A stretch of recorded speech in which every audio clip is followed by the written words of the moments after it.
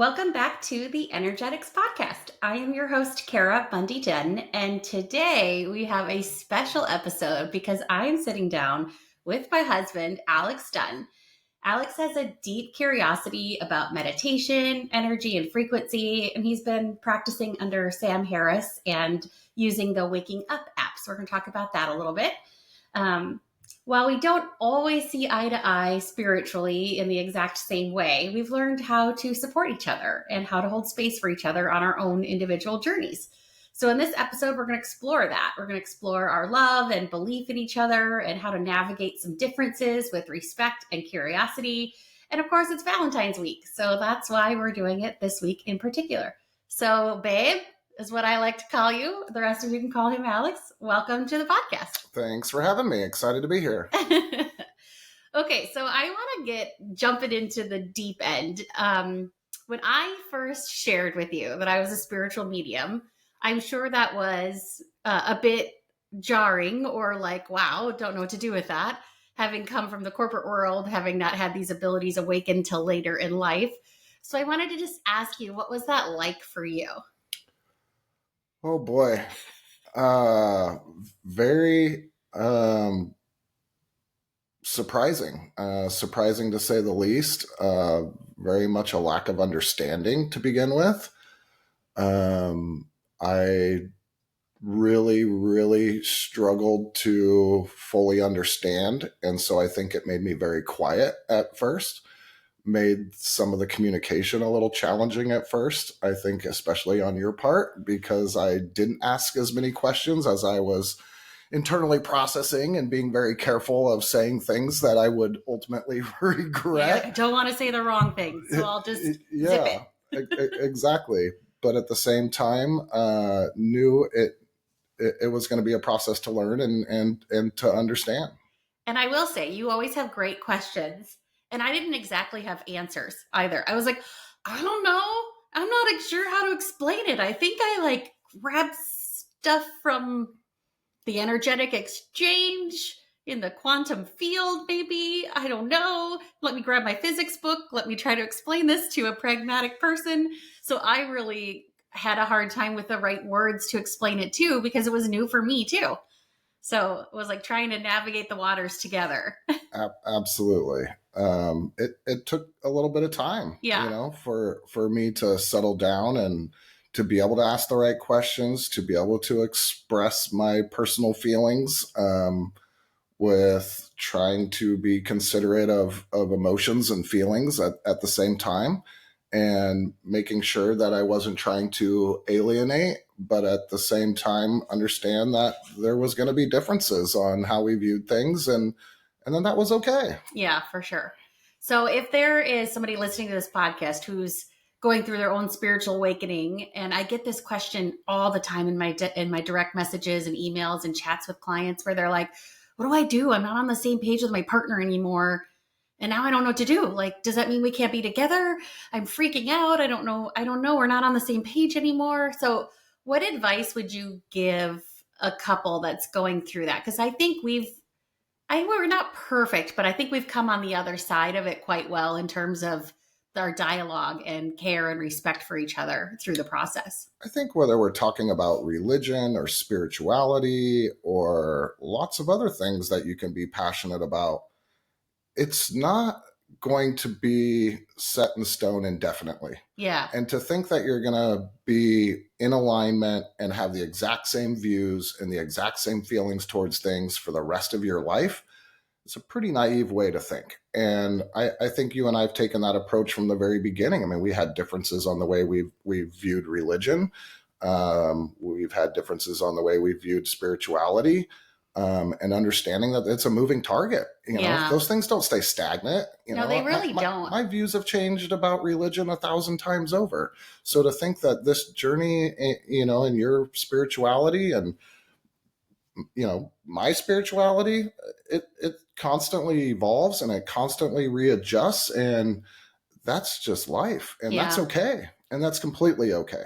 Yeah. And I think it's very similar to how you grow just personally as well. It's like you don't grow in a perfectly steady line where every day I get 0.6% better at all the things I'm working on. It's like you have forwards and backwards and forwards and backwards and different approaches and nuances to the way you learn and grow.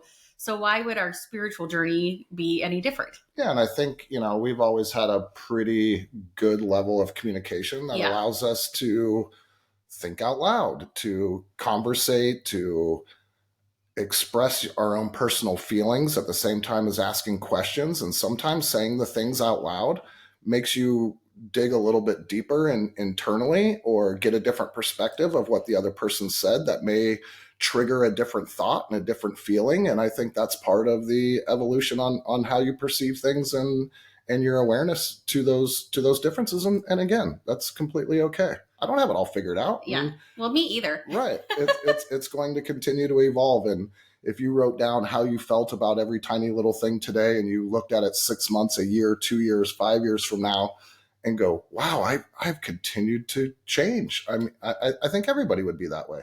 I actually just moved offices. So I was looking through my old journals and my downloads from my guides when this all first started happening. And I had so many questions. I was like, what does this mean? What is that? Tell me this, tell me that. And now, like 4.5 years into the journey, I'm so much more settled in what I seek advice for, even, big decisions or things like that. So I think it's very normal when you're going through big changes, whether that's in a job, in your spiritual awakening, in any, going from not having kids to having kids, any of those big milestone changes. It's going to take some effort because you're not in that status quo anymore. So now you're like, whoa, we're expanding. How do we navigate the waters of that? Yeah, I think as you grow into your feelings and you worry, at least I do, worry less about what other people think and get grounded into what do I truly feel, and taking out some of that outside noise and outside perspective of should feel this way or should think a certain way, and let yourself to naturally progress. And I'm really proud of myself to be able to do that and not have the noise of society telling me how I should think, feel, and process. I will say you're better at that than me. In general, I'm a way more sensitive soul than you in that regard, in terms of like, I get my feelings hurt and things like that. But I do have to say, when I finally like really came out publicly a few years into the journey, you defended me like a rock star. You were like, that's my wife you're talking about. So do you want to have a little bit of a different tone? I won't speak for you, but I have to say I was like a proud cheerleader, like, yes, sticking up for me. I definitely checked people from time to time, especially the ones closest to me, to get them to understand that, again, it's a process and you don't have it all figured out. Like, why can't you give somebody a little space for them to be able to understand where they're at, where they're going, how to articulate that, and maybe gain some perspective out of it, maybe learn something from it. Yeah. So what advice would you give somebody if you're maybe not on the same page? So, one of you is expanding spiritually in particular, or energetically. You're really thinking about, how do I change my energy and frequency? How do I shift my vibrational state so that I'm not in the energy of shame, guilt, gossiping, like low vibrational stuff? And you're like, okay, I'm shifting into higher vibe things, like, love and kindness and reflection, and getting to a place of neutral on hard topics, like those kinds of things, of a shift of your energetic state. So if one of you is shifting or opening up and the other isn't, or at least perceived to not be, what advice would you give somebody? I think for a lot of people, a lack of understanding and differences creates fear. Creates a level of, to a certain extent, digging in your heels and finding the differences. And sometimes you just have to take a step back.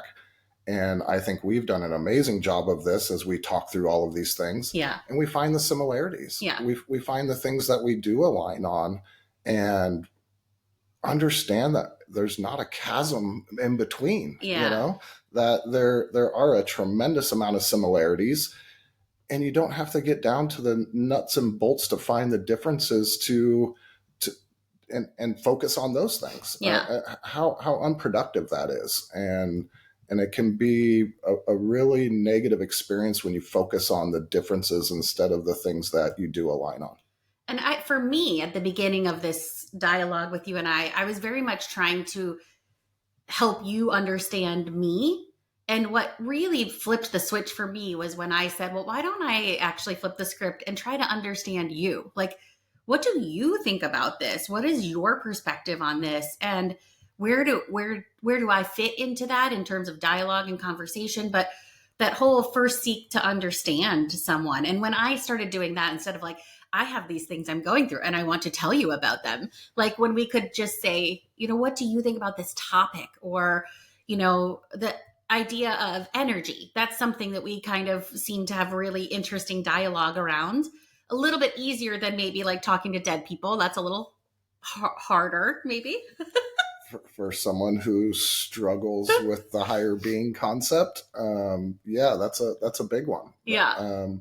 So I agree. I think a lot of the energy and the powerfulness of positivity, and I think that's where we really started talking more about my meditation and your meditation experiences and what I gain out of that.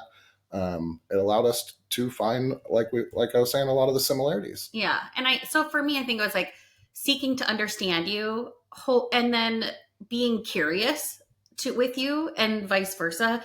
And then holding space to like listen, truly listen, and allow somebody to reflect and maybe like for both of us, like navigate through and figure it out orally. We're kind of processing and talking and finding our commonalities as we navigate a topic, for example.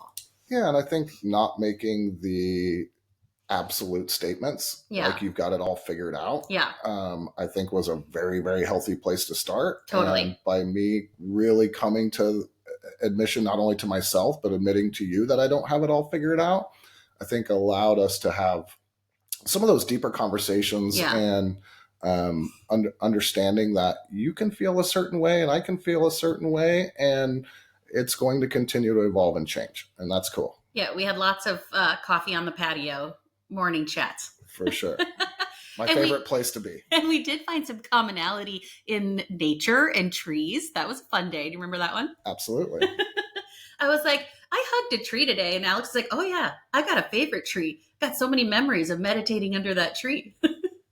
Touching the dirt, smelling the soil. That's absolutely. Right. And so that was something we kind of bonded over, is like the groundingness of Mother Earth and what it can do for you. Absolutely. That's a big one for me. Yeah.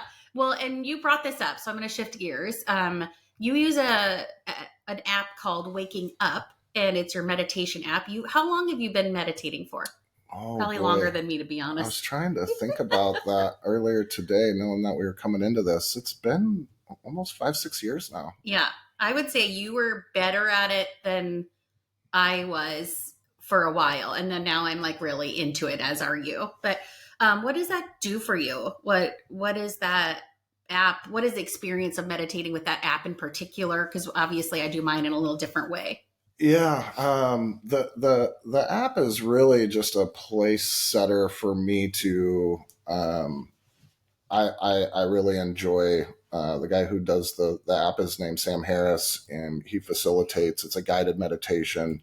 You can choose a 10 or 20 minute, and I do it almost every day. Yeah. It's been something that has really helped ground me, give me different perspective. The process in which you go through, meditation's so tricky, especially when you first start, because you always worry about if you're doing it right. Yeah.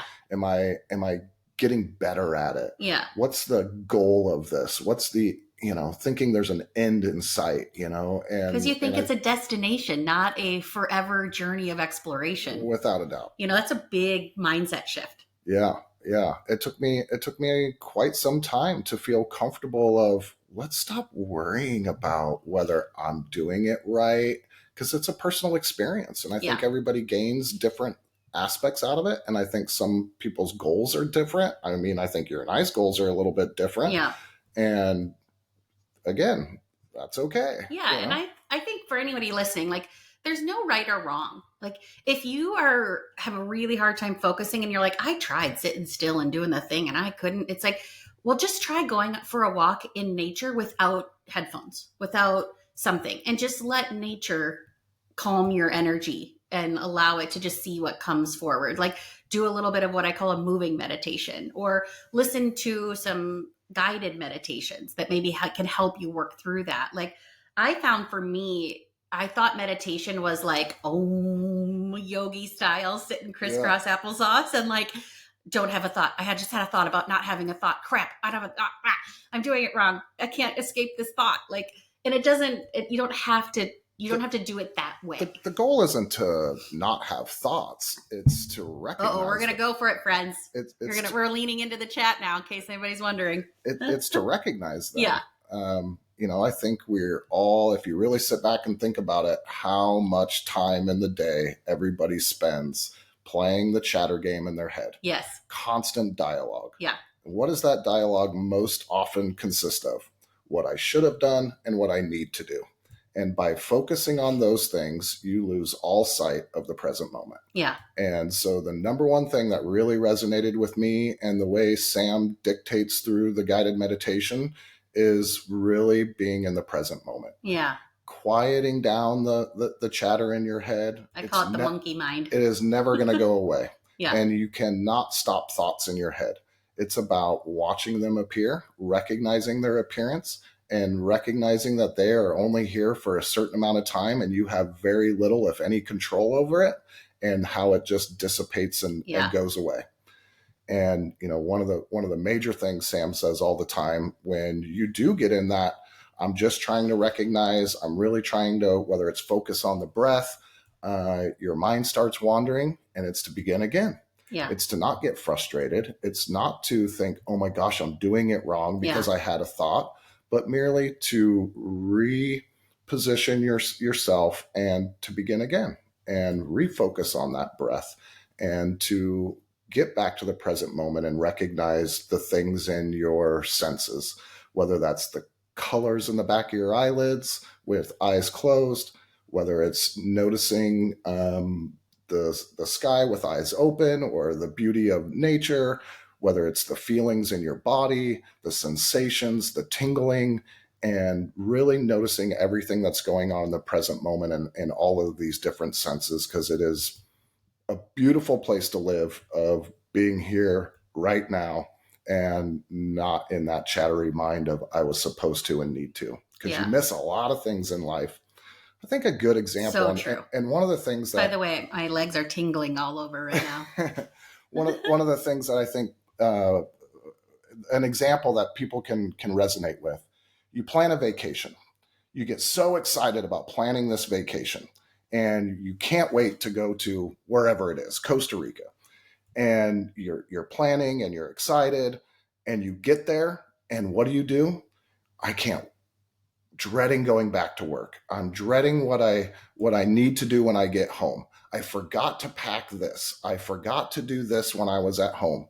That you don't even enjoy the vacation. Yeah. You think about the things that you should have and need to do instead of just enjoying the beauty and the experience of where you're at. Yeah. I think another really short one that people do, I love music, and we can talk about that later if you want to, but music is a big thing to me. I watch people and they get so excited about playing their favorite song. Not even halfway through their favorite song are they enjoying the song, but they're thinking about what song to play next.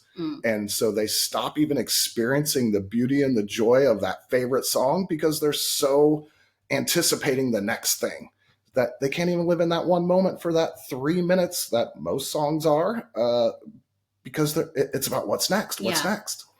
I think it's also true when something crappy happens in your day. Without a doubt. And then you're like, oh, I'm going to have a shit day today. I'm just writing this day off. I don't care. Gonna get the bonbons out. Gonna have a tub of ice cream. Gonna bitch and moan. Gonna tune out. Like, I'm just over it. I'm done with my day. And I think one of the things that you said that's such good advice for people for really anything is begin again. You can change your energy with the snap of a finger. You can say, you know what, that was a shitty thought or a bad experience, but it's not going to ruin my day. It's a moment in my day. It's not my day or my week or my month, or for some people, years of living in that like low vibrational, complainy, yucky energy. Yeah, I think that's another misconception of meditation, is that it's all supposed to be rainbows and sunshine. There are bad things that go on in the world. There's negative things that go on, but it is just a moment in time. And, I think something like pain. We have an idea that if I fall down and scrape my knee, that I'm supposed to react a certain way. But if you really stop and think, how bad does it hurt? What is my reaction to this? And you can dissipate that feeling of pain a whole lot faster by just truly experiencing it and recognizing it than thinking about how I should react and how bad I'm supposed to.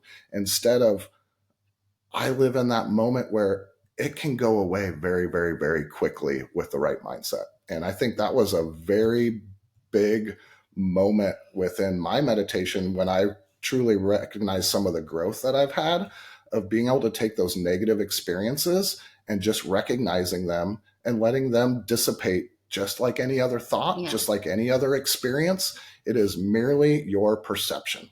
It is nobody else's. Nobody else gets to tell you how to think, feel, or process. It is your own. And how you react is, you decide on that. Yeah. And I think this is true in relationships too. Like, being that you and I are husband and wife and dialing through this conversation together. Like, I think people often keep drudging up the past, or they have this pit in their stomach that the fight they had a year ago is going to happen again.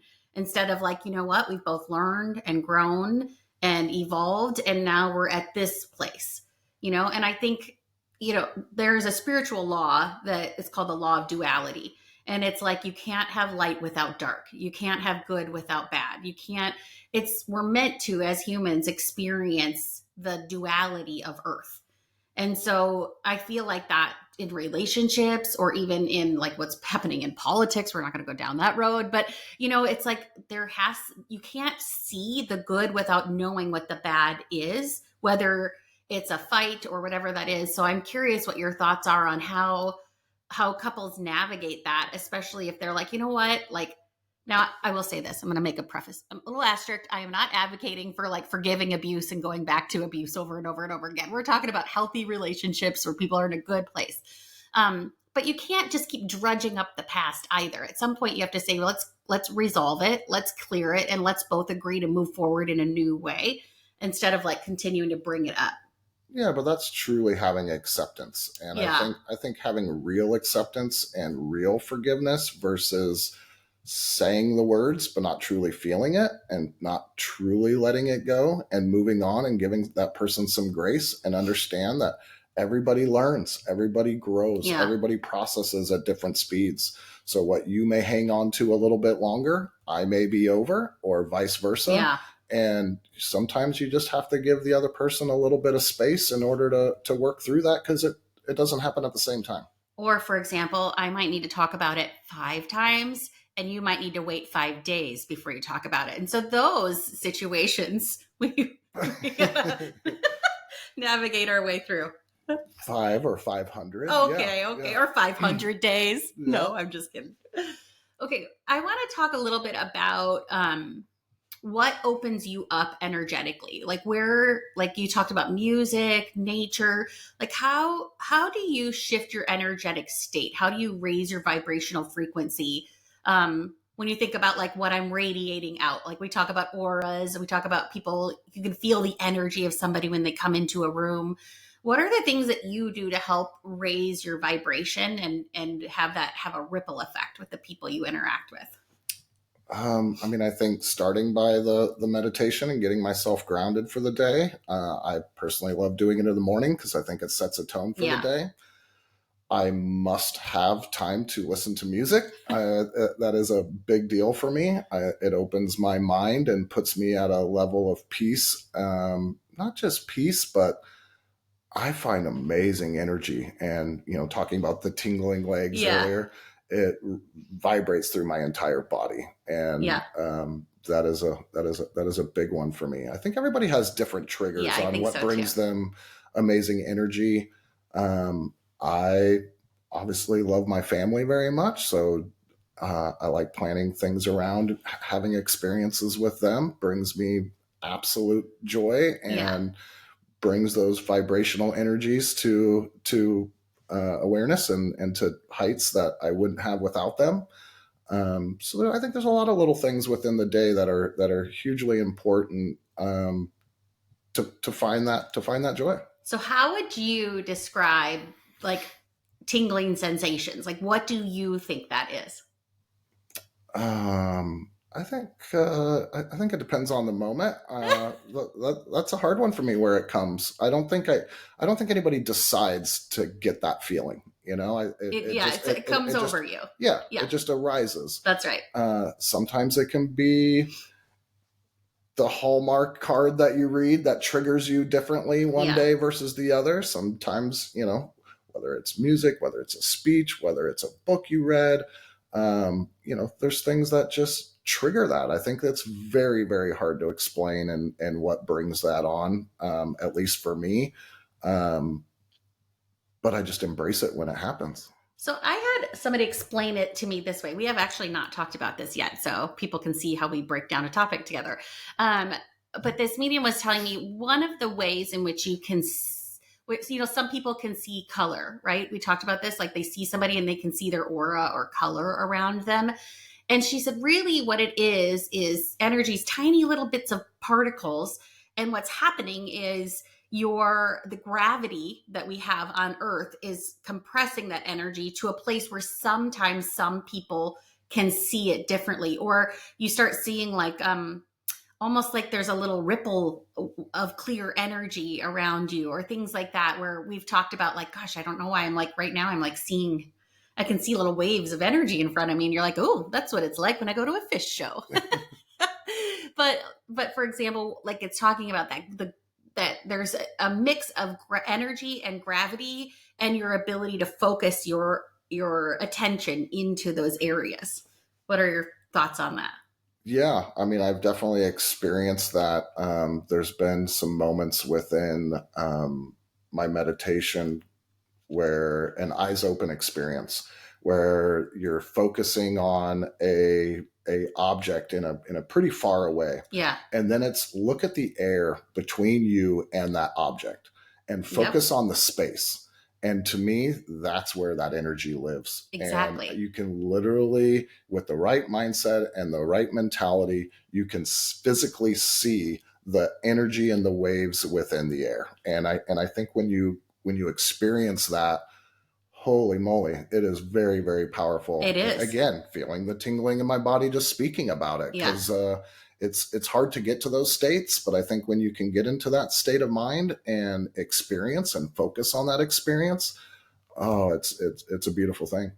Yeah. So what I am working on right now in my own spiritual gifts for all the people that have been on this journey with me is learning how to harness that into seeing specific things, like seeing what other people can't see. I see them in my mind's eye. I'll see, when I do readings, I'll see images, pictures, almost like a movie screen, but trying to really say, like, if I feel the presence of your grandma, for example, who's Zara's named after, and I can feel her energy and presence, and she'll let me know, like, through my own mind's eye, like who it is, like, hey, I'm here.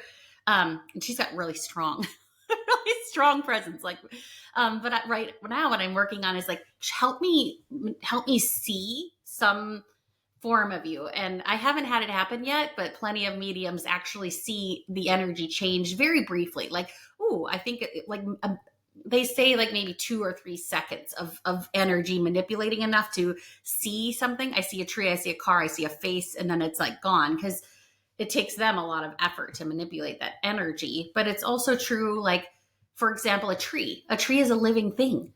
A tree has energy that it puts out, and you're seeing the energy between the air and the tree. You're kind of picking up on what it's energetically giving out, if that makes sense. For sure. I think this is getting into a topic where I think our differences come out. I mean that in the nicest way possible. We can go there. Yeah, I think that energy and those experiences are really driven out of nature for me. Yeah. And that's where I really get grounded. And, the whole idea of the earth is breathing and it's growing and it's feeling and how I tap into that energy again with the right mentality and the right being in the present moment. It's an amazing experience, and how you tap into that more frequently, and the things that go on throughout your day that allow you to be aware of that are amazing. Yeah, I think that's where you look for a little bit higher purpose in those experiences, and I just accept them for what they are. Yeah. I will say my guides keep telling me Mother Earth is roaring right now. She's a little pissy. She's like, y'all are not taking very good care of me. And, the coolest thing about Mother Earth, I didn't know we would go down this topic so deeply, but the thing that I love about the energy of the earth is that it just gives and it doesn't expect anything in return. It's just like such a giving energy. Like, what can I do to support you, give to you? Give me your bad energy. Let me clear it for you. Go sit in the grass. You'll feel better. Like it just gives. And I think that's such a cool thing about Mother Earth. It can be so peaceful and it can be so intense. And think about being next to the ocean, and you can go, wow, it's beautiful. But then it can be relentless. Yeah. Just this non-stop, those waves never stop crashing, and the intensity and the roaringness all of a sudden can almost overwhelm you at times. Yeah, for sure. And it makes you just aware of the power that's going on. And then there's other times sitting in the grass and the peacefulness and the quietness and a bird chirp here, and it can be very soothing. So you kind of get the extremes of it at the right times. Yeah, for sure. So I wanted to talk a little bit about we talked about fear in particular, and I really think it's probably the thing that I get asked about the most. Like, I'm in so much fear about this, about that. And when people come and get readings from me, they have so much fear. And I think that one of the ways you tackle that is by coming into the present. But I also think it can happen if you just say, I'm going to act with courage, even though I have this fear. So what are your strategies on working through fear when it does come up for you? Like, I'm fearful of like our country, or we're not on the same page communication wise, or people have a lot of fear about their jobs, about security, about all sorts of things. Like, what if I can't, open up the way that you're telling me to? I'm scared to try. It seems to be a really palpitating energy right now. People are in a lot of fear about lots of things. Yeah, I think a lot of that is very societal driven. Yeah. Going back to worrying about what everybody else thinks, worrying about what I'm supposed to think, what I'm supposed to do. And I think when you release that and go, what's best for me? Now, there's still going to be times where you're fearful of things. But I think then to me, it's more about finding solution, whether it's within relationships, whether it's within work. We love to complain about things. I think it's just like a natural human instinct is to just constantly thing to do. Find the negatives, find the things that drive you crazy, that frustrate you or make you scared. Instead of going, what can I do to resolve this? What can I do to actually make this better? And finding a more solution-driven mentality instead of focusing on all the negatives, because it's really hard to find solutions and find peace when you're in a mentality of why everything sucks. Yeah. Or why did this happen to me too? There's a lot of that too, of like, sometimes it's by our choices. Sometimes it's by life circumstances. You lose a loved one, you lose a job, big things happen. I get sick, things like that. And we have this like, why did this happen to me? And I truly believe if you live in that victim energy of that, like, this isn't fair, life isn't fair, like, you're going to stay in a really low vibrational energy. And it's really hard to change your circumstances in that energy. Yeah, I like to find, I know it sounds kind of cliche, but how do you learn from it? 100%. How do you take this experience and make yourself better from it? Right. Whether it's good, bad, or indifferent. Yeah. And truly take a mindset of I want to grow from this experience. I want to take this negative and learn how to process a little bit better, how to move past it a little bit quicker. It's not that you want that sadness or that to ever go away. I love my grandma to death. I still get sad thinking about her, but I also think more about the joys and my experiences with her than I do about the feeling of loss. And I think when you focus and twist your mindset in a positive direction, again, not trying to sound all like fairies and rainbows, but I do think there's a certain amount of mindset that you do get to control. And everybody has different abilities to do that quicker, easier. But I think, there are things you can do in your life to make that process better. Yeah. And I think one of the things you said is a really powerful place to start. Like, what can I learn from this? Even though it's sucky or hard, what am I meant to learn from this experience? And I think just having that approach alone makes a big difference. Like, I've had lots of clients come that have lost jobs and they're like, I can't find another job. I can't find another job. And they're in this energy of like literally the words they're using is can't, won't, nothing's opening up. It's not ever going to happen. And literally, I believe that's the energy. That's the vibrational energy that they're putting out to the world is it's not going to work out versus it is. I know it is. I'm going to find the right place. I know that I will. And every no is closer to the yes that's supposed to be the yes for me. Like, and it's not just a glass half full mentality. Like, what happened for me was I started shifting my perspective on things. And that was the start for me of my spiritual awakening, was like just deciding, you know what, I'm not going to gossip anymore. It just feels gross. I'm just done, talking about people when they're not in the room, or I'm only going to say things that I would say to them. And I'm just going to live by that rule now. Now, am I perfect? No, but I'm a lot better. No, but I struggle when people make the always and never statements. It's everything's amazing and it's so awesome. Like that's going to last forever. Just as much as things are terrible. And the example about the job, I'm never going to get a job. It's always going to be terrible. Everybody hates me. I struggle to live in that world. I've always struggled to live in that world. The whole idea of today's a terrible day. Yeah, right. It's like the entire day. Yeah, start again, man. Are you kidding me? Like that chocolate chip cookie didn't taste pretty good. Especially if I made it. That was a moment of the day that was pretty darn good. Or I listened to the song that made me happy. Yeah. Or there's some experience throughout the day that was good. But yet we focus on all the things throughout the day that were bad. Yeah.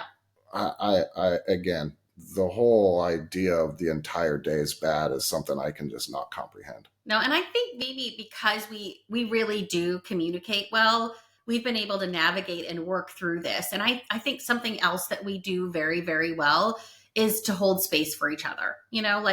Okay, you're on a journey and I'm on a journey. And I remember this was a big aha for me. So anyone else that's maybe on a different page spiritually than their partner, like I remember thinking, if I want him to hold space for me and listen to me and care about me and be curious about me, I owe it to him to do that as well. And if I know that I'm evolving and changing, then I have to give space for him to evolve and change too.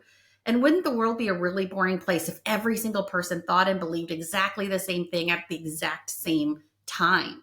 And so I don't ever think like I've arrived and I'm somewhere, or you've arrived and you're somewhere. I think it's this journey of like, I'm going to keep growing and expanding, and you are too. And we're just going to talk through that. But if I don't want somebody to change me and I want to have my own journey, then why am I wanting you to change? Yeah, I think when you get to a point in a relationship where, and I think a lot of people do this, is when they're supposed to be listening and all they're doing is thinking in their head of what they're going to say next.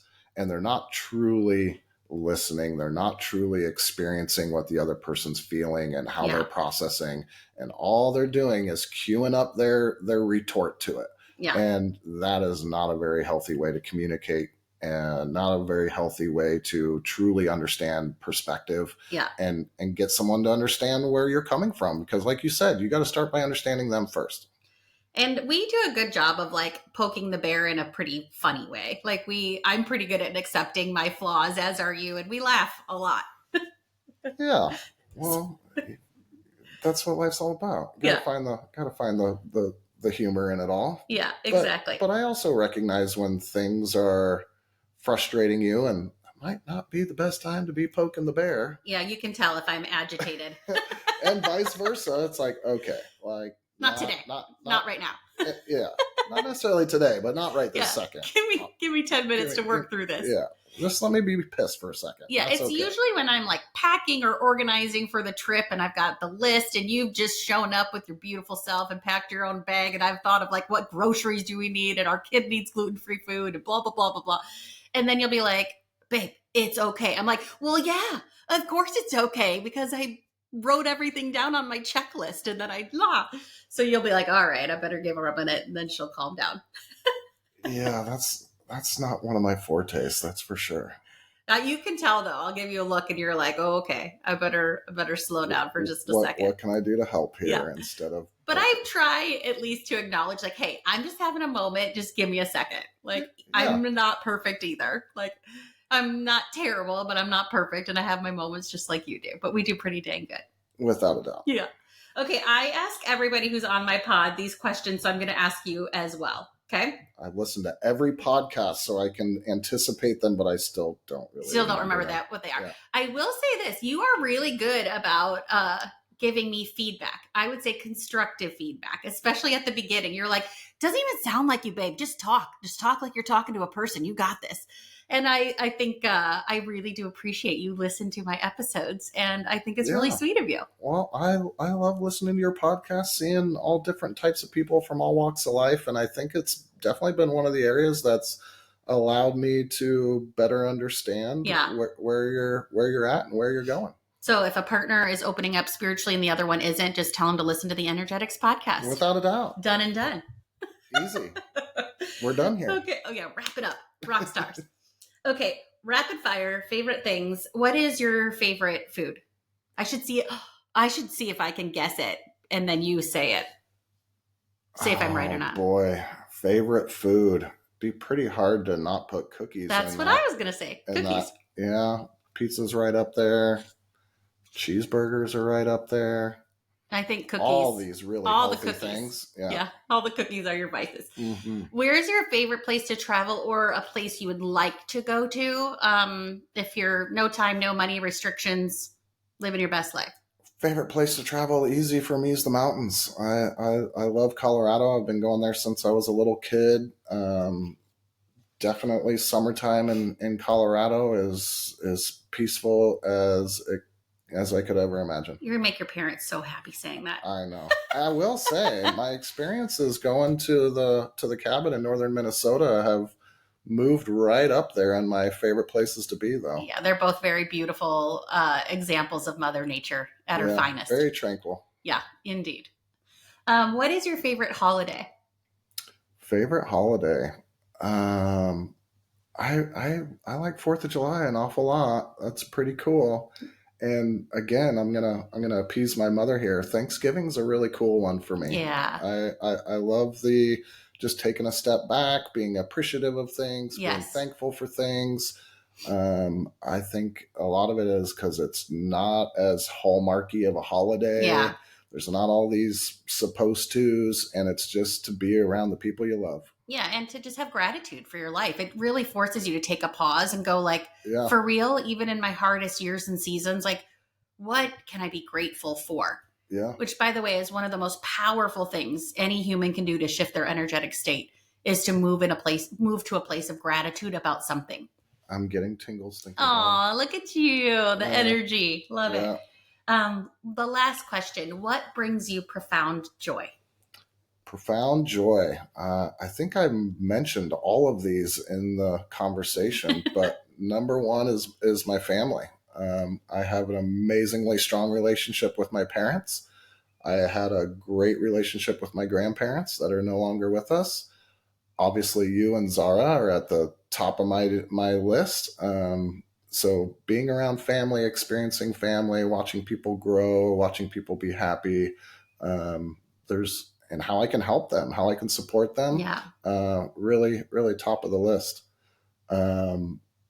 Music's right up there for me. I just get amazing joy out of listening and experiencing music, live music with my earbuds.